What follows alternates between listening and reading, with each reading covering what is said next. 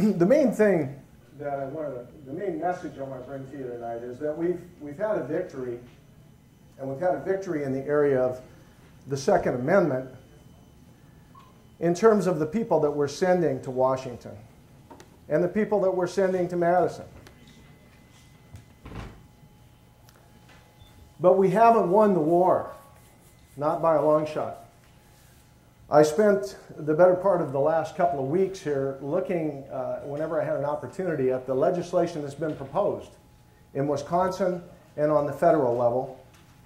And we have a lot of issues to deal with in bipartisan treason, and I'll talk about that a little bit more. We have a lot of Republicans that don't understand the Second Amendment too.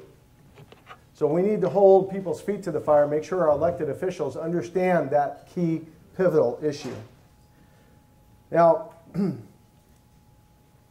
going to go back here. We have a little tribute that we call a salute to our troops. It all started in 1775 with a face-off against the greatest empire in the world. A dedicated group of Americans, led by their commander and future president, General Washington, bravely fought against the British and after 7 years won our independence. The Revolutionary War, the War of 1812, the Mexican-American War, the Civil War, the Spanish-American War. More than 2.8 million brave Americans served their country, of which more than 380,000 gave their lives. Throughout the next century, American forces would not find their enemy at home, but in distant lands. During World War I, 4.7 million American troops combated tyrannical powers of Germany and Russia, who were spreading their influence across the world. 116,000 fathers and sons paid the ultimate price to return victorious. 23 years later, Americans were called back into action. 16 million troops fought the Nazi powers of Europe. The price for this American victory was staggering. 400,000 brave men and women didn't return home. Millions of troops continued to proudly serve overseas, but in the same respect, thousands never returned home to enjoy the American dream they were fighting for. The Korean War, the Vietnam War, Desert Storm, Enduring Freedom, and Iraqi Freedom. Since 1954, America has celebrated, honored, and remembered our proud military every year on November 11th, Veterans Day. To this day, the United States of America has lost more than 1 million fathers, mothers, sons, and daughters who gave their lives for us to continue to live as a nation free of foreign rule. To those American troops who served, have served, and died in the line of duty with a thankful heart, we salute you.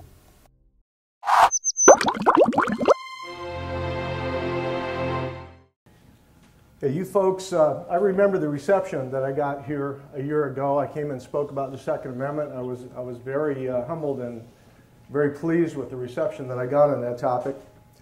And you are the first people to see this program.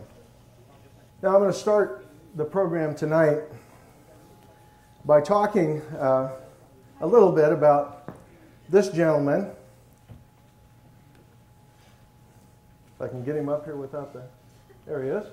Maximilien Francois Marie Isidore de Robespierre. Now who's this guy and what does he have to do with the Second Amendment?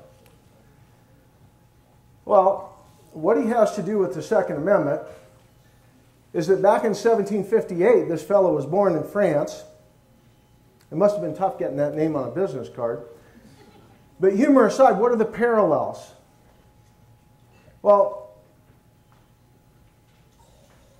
recently, this gentleman, Robespierre, one of the bloodiest leaders of the French Revolution, achieved his power by borrowing on the influence of some powerful but shadowy figures in a new movement which became socialism, or communism.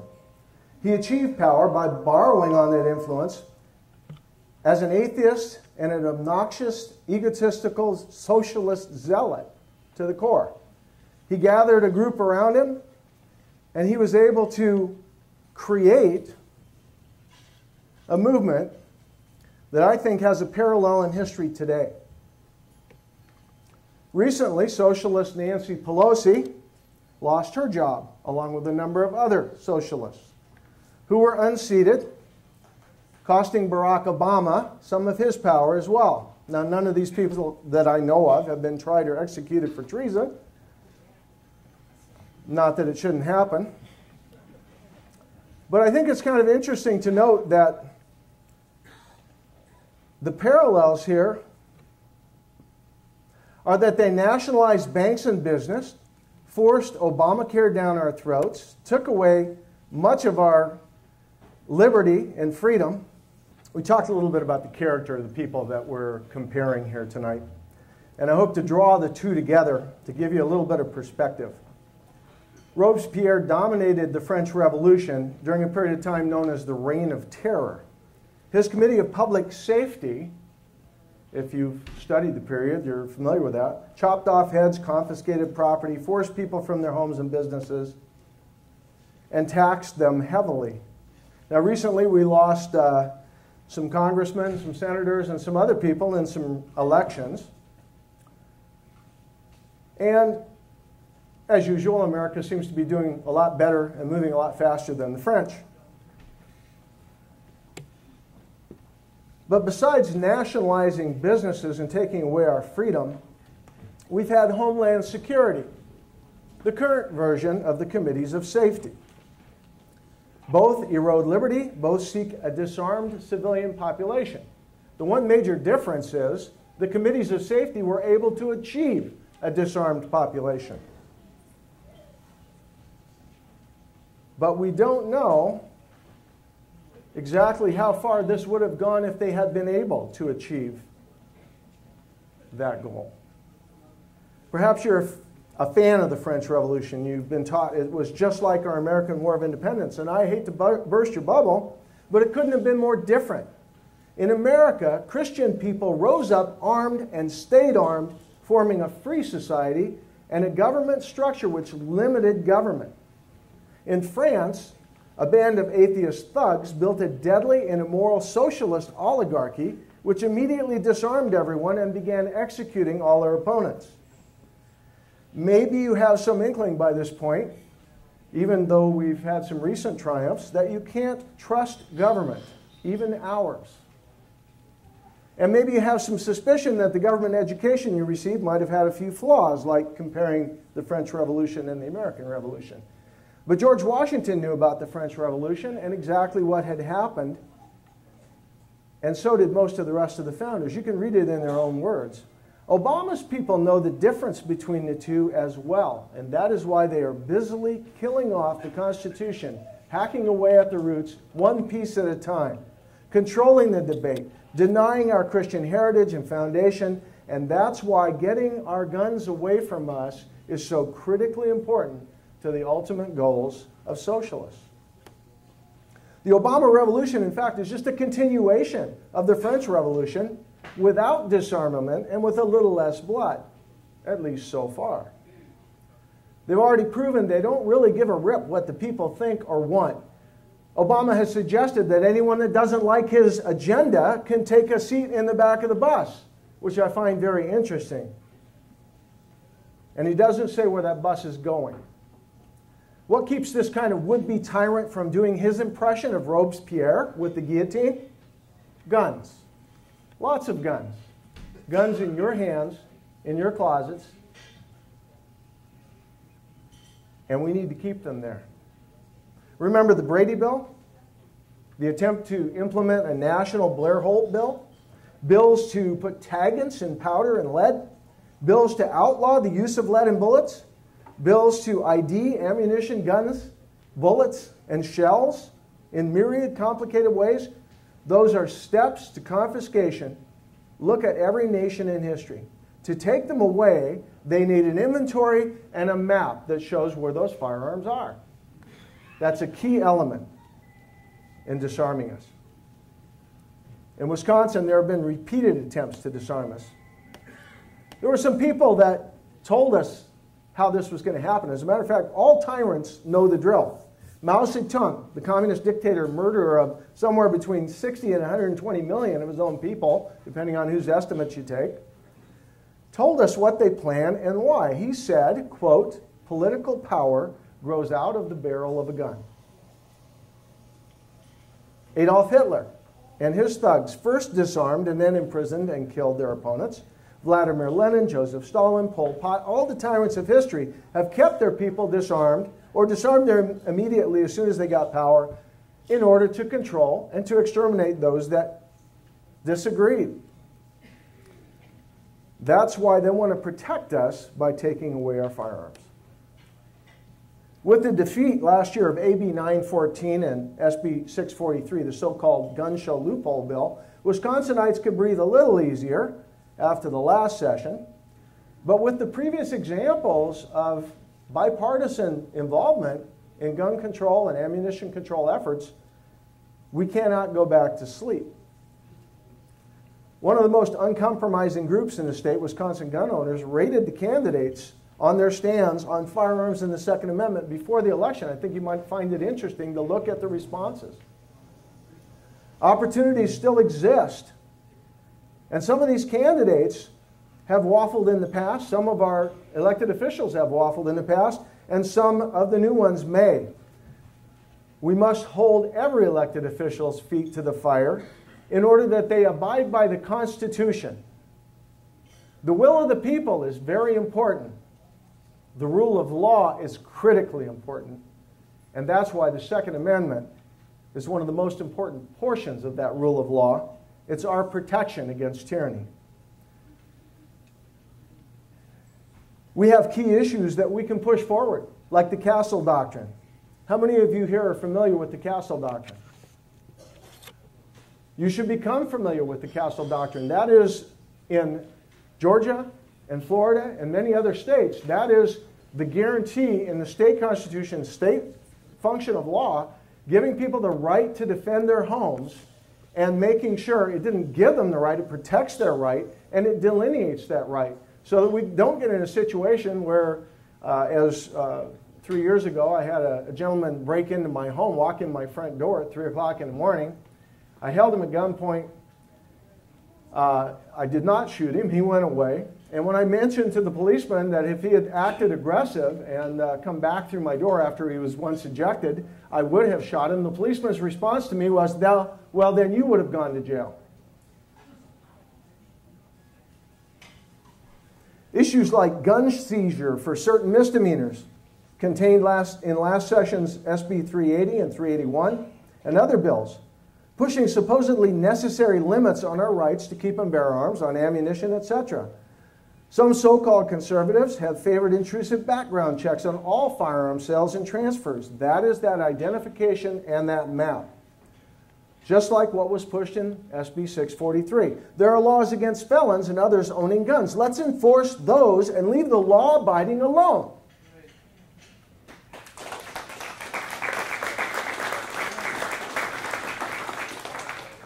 Do you realize there are bills pending and bills proposed for the banning of lead bullets being pushed here in Wisconsin and a number of other states, propelled by EPA regulations? These will be stretched to include any lead projectile and even fish weights eventually in the name of the environment. The problem is what it also does is make ammunition very difficult to make, impossible for you and I, unless you have a smelter in your backyard, very expensive, and very difficult to reload. Push your elected officials to roll back any threat to ammunition and guns. Reports from Gun Owners of America and some of our in-state groups here have published articles on micro-ID plans that some of our current liberal legislators are planning, and other nonsense which will make ammunition prohibitively expensive and a lot less effective. This is interesting as military arms manufacturers move to use things like spent uranium in rounds. Did you find that interesting? what happened to the so-called doctrine of equal force applied to citizens in government? It's only applied to citizens. Somebody breaks into your house, you can't use a bigger stick than they have. But apparently the military and government officials, including the IRS, are allowed to have fully automatic weapons and spent uranium shells, while the rest of us are going to be limited more and more and more as to what we have, the number of rounds it can contain, and the ammunition that we have available. Now is the time to move. Now is the time to make sure that your elected officials are conservative at every level, and they know they must put a strong emphasis on our liberties, particularly on our gun rights. Wisconsin state officials must put the long overdue concealed carry bill on the front burner and press the governor for a signature once it's passed.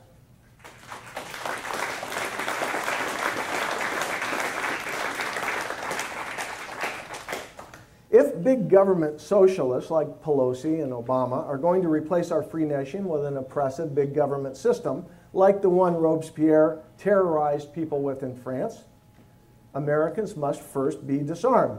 It's a key battle in a much wider war to restore our liberty. I was here a year ago, and it was a much different situation. And I applaud you for the work you've done to bring about a change, a move back in the right direction. We have a huge opportunity, and I think that word was used earlier this evening, to make real change in this country, but the job is far from over. We have many bills in this state just on the issue of gun control.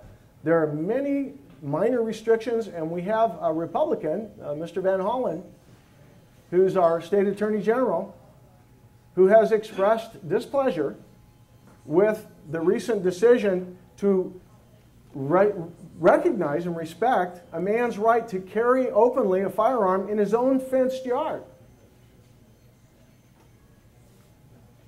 We have to do some education.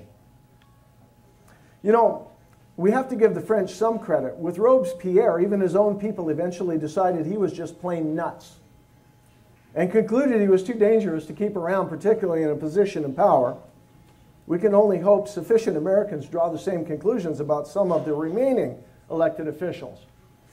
How many of you are aware of the Socialist 85 between the Congress and the House? Okay, I see a couple of hands.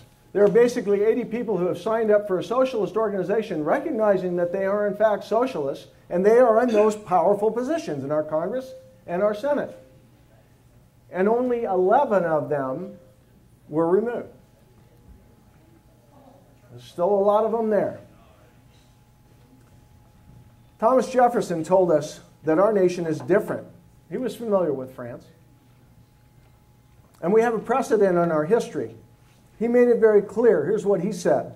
He said, "No man shall ever be debarred the use of arms. The strongest reason for the people to retain the right to keep and bear arms is, as a last resort, to protect themselves against the tyranny in government." It has nothing to do with duck hunting. It has everything to do with liberty. George Washington referred to guns as our liberty teeth. Jefferson also said, and this is pertinent to you as a citizen of Wisconsin, "The constitutions of most of our states and of the United States assert that all power is inherent in the people, that they may exercise it by themselves, that it is their right and duty to be at all times armed, and that they are entitled to freedom of person, freedom of religion, freedom of property, and freedom of the press." The next time somebody tells you there's a difference between the First Amendment and the Second Amendment, tell them not a whit. They're both critical to freedom. And your right to free speech and all of those other rights delineated in the First Amendment are supported by the Second Amendment, and that's pretty clear. Now, in case you don't see the parallels I'm drawing between 1780s France, and I don't have a lot of my photographs here to show you some of these things, and today's environment in America, I'll give you one more glaring example in the words of one of the modern socialists himself.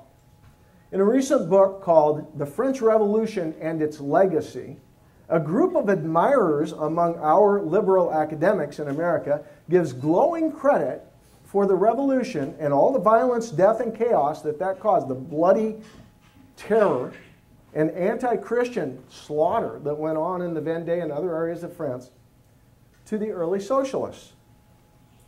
That's an eerie echo.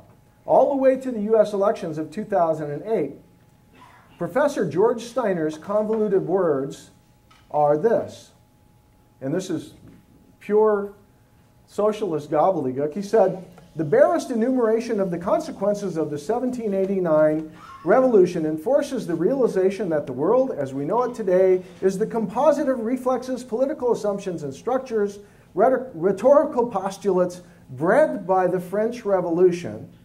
And then he says something a little clearer. The French Revolution is the pivotal historico-social date after the founding of Christianity. This is not somebody from 1789. This is somebody that's teaching our young people in college today. I'll translate the double talk for you. What you see happening today is an outgrowth of the French Revolution and the beginnings of socialism, which really began in the 1700s and was simply codified by Marx in 1848. It's been around a long, long time. And it's just as deadly today as it was during the terror. In his mind, we're seeing the rise of the next regime replacing Christianity. That's a parallel, and that's frightening. This kind of Obama, Robespierre kind of thinking is soaked into our education system, our politics, our media, our institutions, and even into some of our own thinking. There are some unsettling examples in our own neighborhoods of a change in attitudes towards self-defense. Recently at a church nearby here, there was a silent auction held to raise funds for the sports programs in the church. Somebody donated a single-shot 20-gauge break-action shotgun. It was put in the case for auction. The auction was open. Perfectly safe, no ammunition anywhere around. But a visitor who was connected with the public school system in the Green Bay area had a fit. She screeched and stormed out of her church, screeching that any church that believed in gun ownership or had a gun around was frightening and should be shut down. That's a scary statement, but it's not uncommon. I imagine she would have had a heart attack walking into nearly any American home 200 years ago, 100 years ago, or 50 years ago, or even 20 years ago. Most of them had loaded firearms sitting by the front door, ready to go. And people knew how to use them and how to be safe with them. I wonder if that person ever heard of the Black Regiment, a reference to over 1,000 pastors, reverends, and men of the cloth who raised troops and fought with the Continental Army. One of them was Pastor Muhlenberg.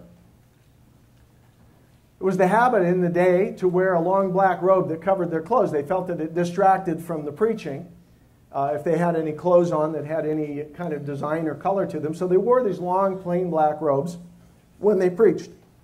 He stood up and preached a sermon which included some familiar verses about a time for peace and a time for war. And when he got to the part about the time for war, he pulled the black robe off, threw it across the podium, and was wearing the uniform of a colonel in the Continental Army.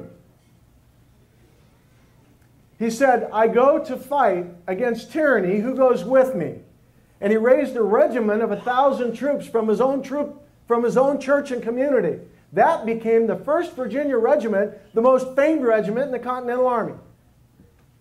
And this woman wants to quit her church and shut it down because someone brought an unloaded gun.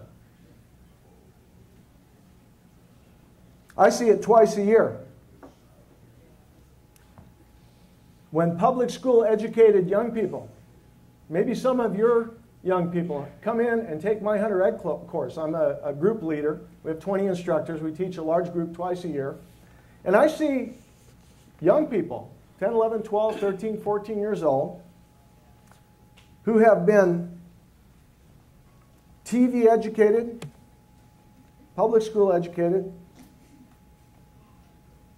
They come into my Hunter Ed courses and they look at the tables ringing a room about half this size, and there are 75 to 125 firearms laid out there, unloaded and with chamber locks, etc.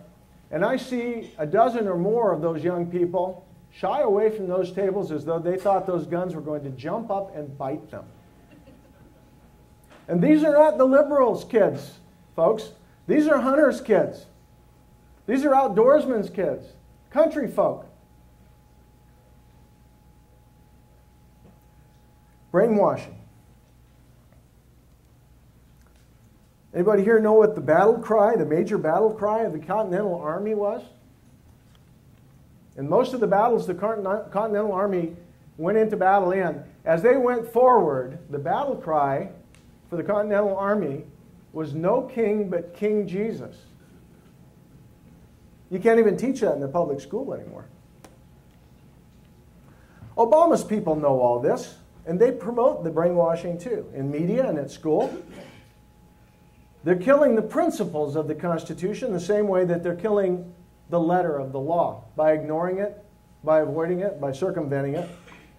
And the Constitution, despite all that, is still the barrier to their plans. And the Second Amendment is a major speed bump.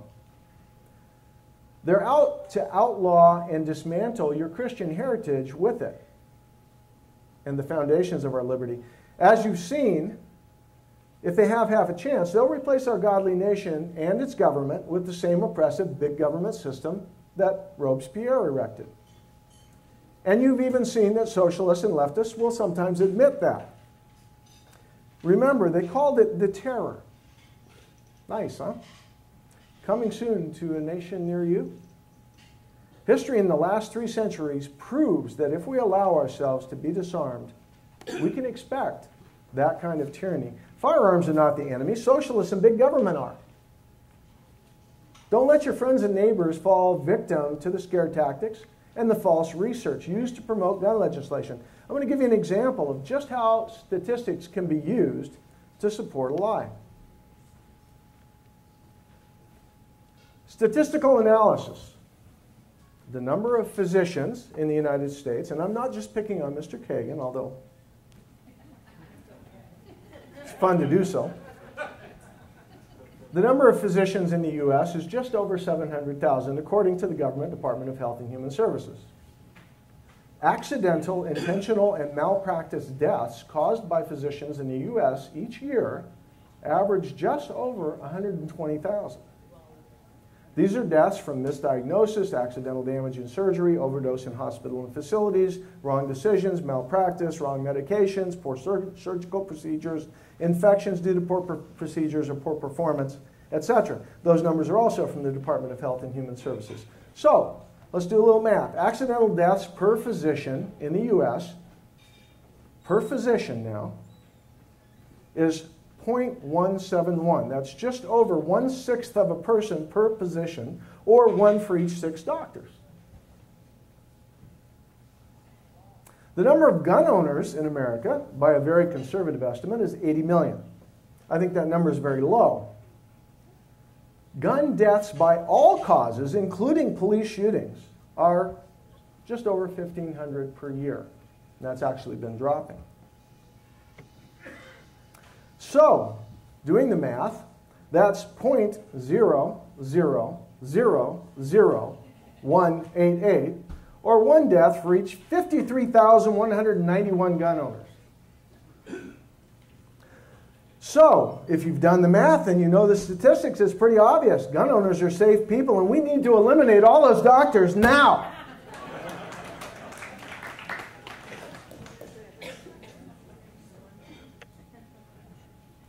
Wait a minute. Following the standard liberal argument, if we're socialists, just like with guns, we should allow only government doctors, right?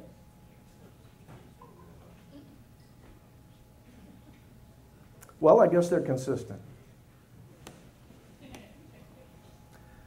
One of the reasons, by the way, I think gun estimates are very low in this country is that the socialists that are in power and their lackeys and so many other liberals who espouse a socialist line and tell us we shouldn't have guns seem to think that gun ownership is only for them.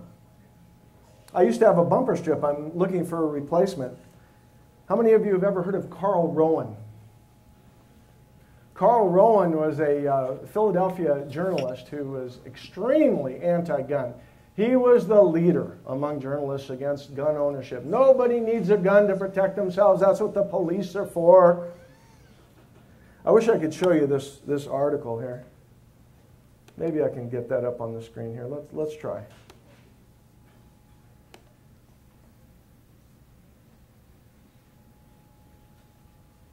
Can you read that?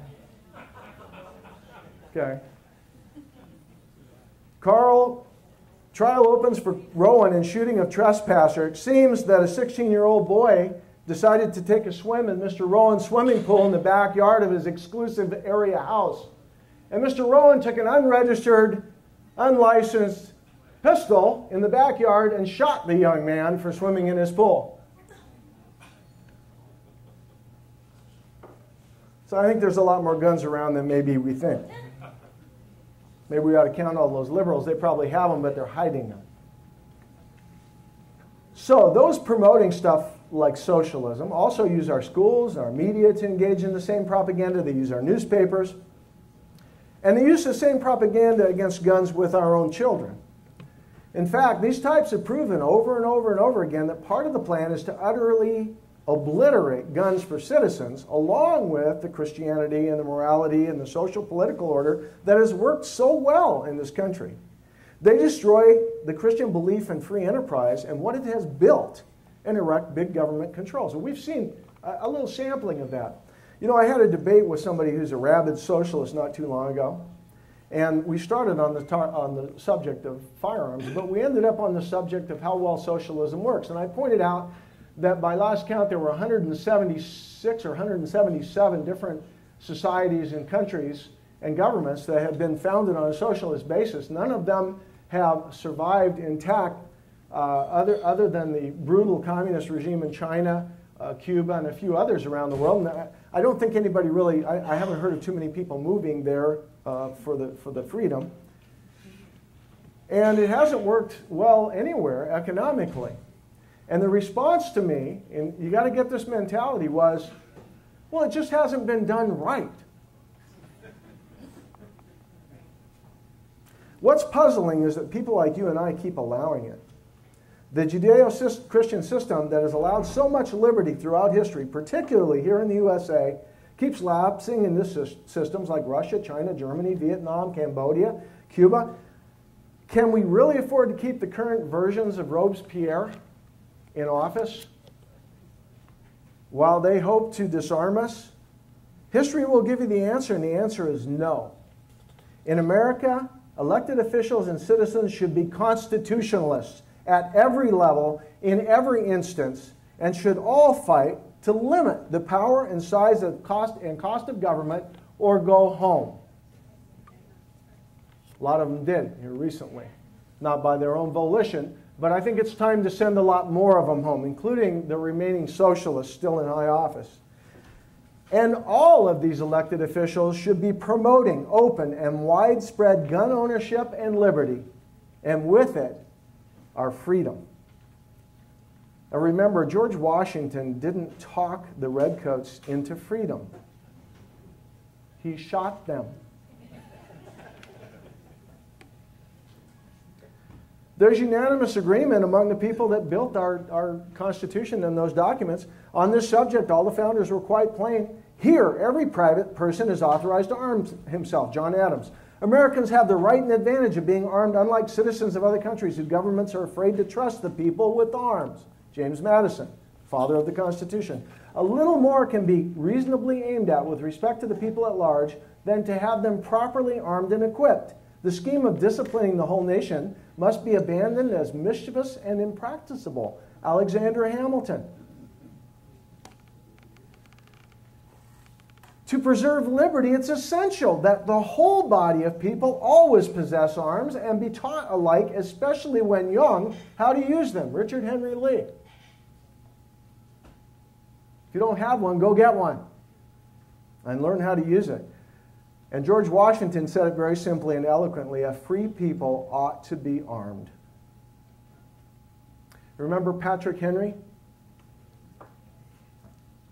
He said, the great object is that every man be armed. Everyone who is able may have a gun. Unfortunately, nothing will preserve public liberty but downright force. Whenever you give up that force, you are ruined.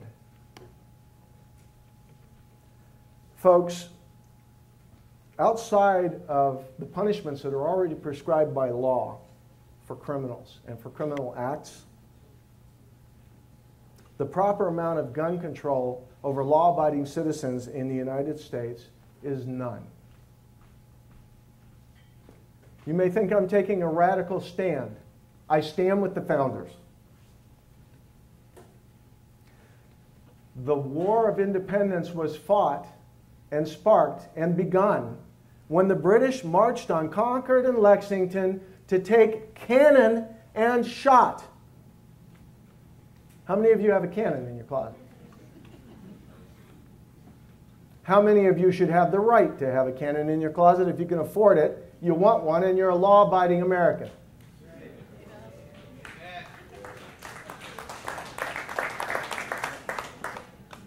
When liberals and socialists scream public safety in an attempt to disarm you, tell them public safety is the very reason you own guns. Public safety for all of us. Don't let our heritage be lost on the ash heap of history along with our safety and our freedom. Don't give up your guns.